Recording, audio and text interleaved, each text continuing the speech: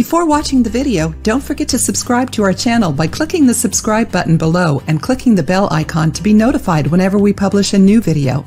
Do you live in a humid region? Are you having problems with mold in your home? Before you know how to remove mold, you need to find out where it comes from.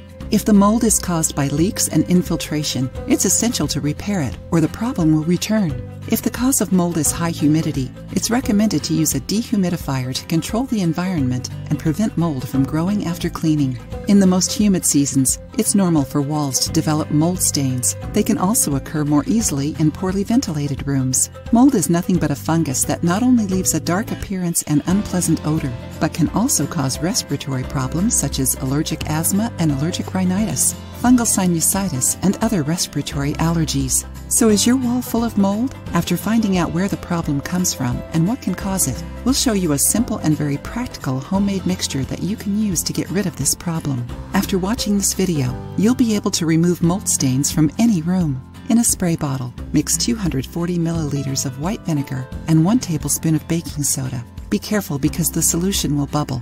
Apply it to the wall, let it sit for 10 minutes, and then remove it with a dry cloth. Repeat the process as needed. If the stain isn't completely gone, you can use hydrogen peroxide. Hydrogen peroxide is an excellent disinfectant and can help remove mold from walls.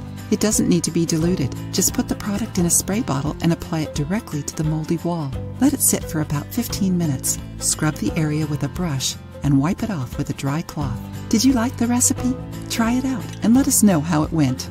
It's also worth remembering that many times the humidity can be coming from the outside. That's why it's necessary to waterproof the exterior walls or floor slab to prevent the water from entering your home. Also, you should keep the windows open to ventilate the rooms and prevent the proliferation of fungus. There are also anti-mold paints that can be used on surfaces with mold growth. If you already know these recipes and tips, tell me about them in the comments. If you've gotten this far, leave mold in the comments so we know you enjoyed this video. Share this video with your friends. I'm sure many of them will find this recipe useful.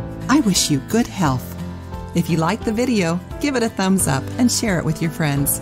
For more recipes and tips, subscribe to the channel.